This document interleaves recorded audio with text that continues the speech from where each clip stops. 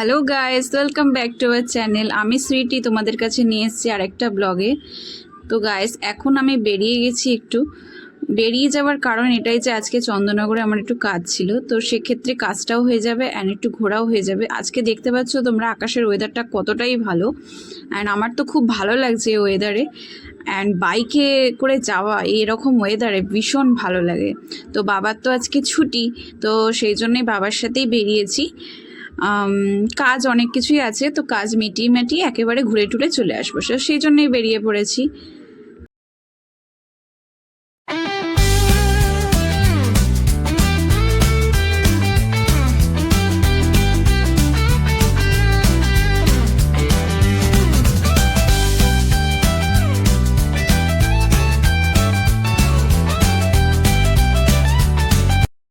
Good evening to all. তো সকালের video সবাই দেখেছো।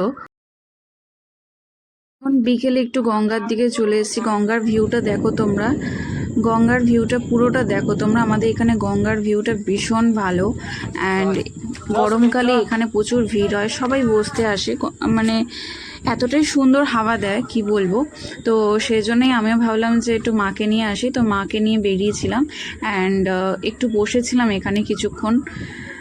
পুরোটা তোমাদেরকে আমি ঘুরিয়ে দেখাচ্ছি, পুরো গঙ্গার সাইডটা তোমাদের সব জায়গাটা দেখাচ্ছি। অ্যাকচুয়ালি এখানটা একটু লাইট এই সাইডটাতে ভীষণ কম, তাই জন্য অন্ধকার অন্ধকার দেখাচ্ছে। তো এই জন্যই আর কি। এবার একটু বসেছিলাম, বসার পরে অ্যাকচুয়ালি এসেছিলাম বিকেলবেলা এই জন্যে যে গঙ্গা একটু হাওয়াটাও খাওয়া হয়ে যাবে অ্যান্ড মাকে একটু ডাক্তারখানায় নিয়ে যাওয়ার ছিল।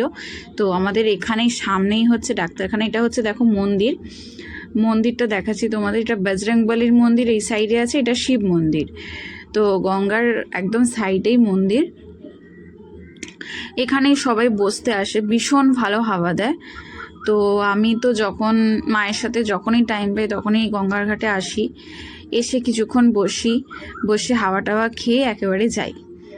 চারিদিক দেখতে পাচ্ছ কত মানুষজন অ্যান্ড গাছপালা আছে।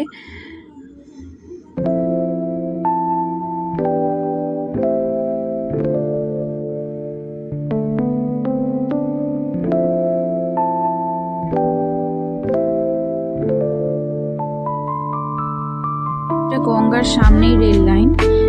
আর তোমাদের আমি দেখিয়েছিলাম আগের দিন যে তেঁতুলতলা মায়ের মন্দিরটা, তো এটার ঠিক একটুখানি এগিয়ে গেলেই এটা গলির ভেতরে জিডি রোডটা পড়বে। জিডি রোডের সামনেই যে মায়ের মন্দিরটা, তো এখানে জগদ্ধাত্রী পুজো খুবই ফেমাস।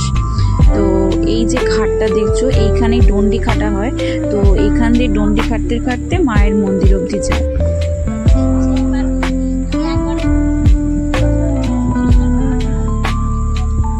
তোমার শরীর ভালো আছে এখন?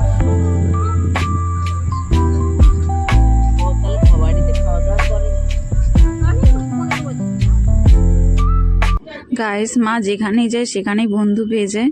তো ইনি যার সাথে মা কথা বলছেন, তো খুবই ভালো মানুষ। আমি যখনই আসি এনার সাথে কথা বলি, ইনি ঘাটেই বসে থাকেন। অ্যান্ড এনার অনেক বয়স হয়ে গেছে, কিন্তু কথাবার্তা এতটাই ভালো, আমাকে মেয়ের মতন মানেন। তো মা দেখতে পেয়েই মা কথা বলতে শুরু করে গেছে আর কি। মা যেখানেই যায় সেখানেই মায়ের শুরু হয়ে যায়। তো এটাই আর কি, মা এখন কথা বলছে।